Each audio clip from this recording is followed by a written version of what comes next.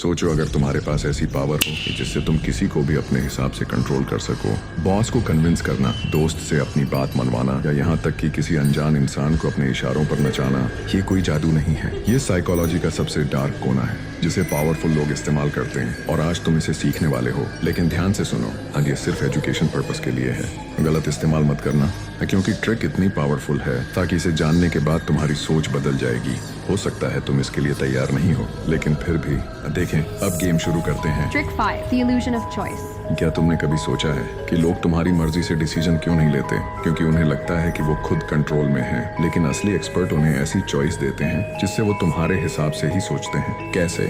मान लो तुम अपने दोस्त से चाहते हो कि वो तुम्हारे साथ बाहर चले। अगर तुम सीधे बोलोगे ना चल बाहर चलते हैं, तो शायद वो मना कर देगा। लेकिन अगर तुम उसे ऑप्शन दो, भाई बाहर जाना है, पिज्जा हट चले या डोमिनोज, अब खेल बदल गया। अब उसे लग रहा है कि वो खुद डिसाइड कर रहा है, लेकिन सच में तुमने ही उसकी चॉइस लिमिट कर दी है और वो किसी भी हाल में हाँ बोल देगा। यही टेक्निक बड़े ब्रांड्स, बिजनेस और पॉलिटिशियन इस्तेमाल करते हैं। लोगों को चॉइस का इल्यूजन दो, लेकिन असली कंट्रोल तुम्हारे हाथ में रखो। Trick 4. The yes ladder technique. अगर तुम्हें किसी से बड़ा फेवर चाहिए तो सीधा मांगने पर मना कर देगा, लेकिन अगर तुम छोटे छोटे हाँ बुलवाते जाओ, उन्हें लगेगा।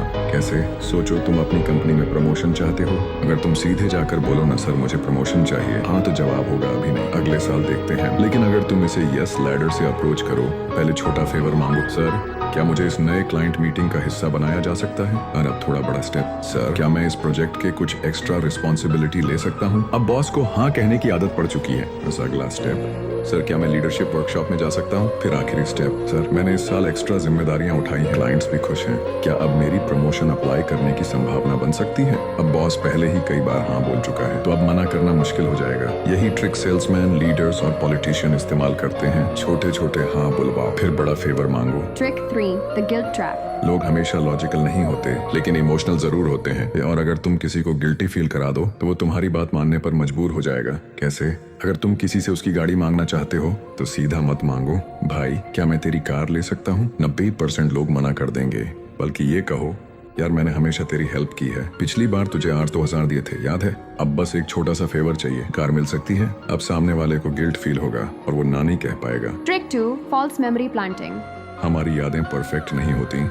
हमारा दिमाग उतना भरोसेमंद नहीं जितना हम सोचते हैं, और स्मार्ट लोग इसी कमजोरी का फायदा उठाते हैं। अगर तुम किसी को बार बार एक झूठी बात कहो तो उनका दिमाग उसे सच मानने लगेगा। मान लो कोई पॉलिटिशियन चुनाव जीतना चाहता है, लेकिन उसकी इमेज मजबूत नहीं है। अब वो फॉल्स मेमोरी प्लांटिंग का इस्तेमाल करेगा। वो कहेगा जब इस शहर में बेरोजगारी थी और मैंने 5000 लोगों को नौकरी दिलवाई। अगली बार वो कहेगा फिर हमारी सरकार के आने से पहले लोग गरीबी में थे, हमने पूरे राज्य में 70% लोगों की आर्थिक स्थिति सुधारी। अब वो ये बात इतनी बार और कॉन्फिडेंस से बोलेगा कि लोग सोचेंगे कि अरे हाँ शायद सच में ऐसा हुआ था, और इस तरह झूठी मेमोरी सच बन जाती है। Trick 1.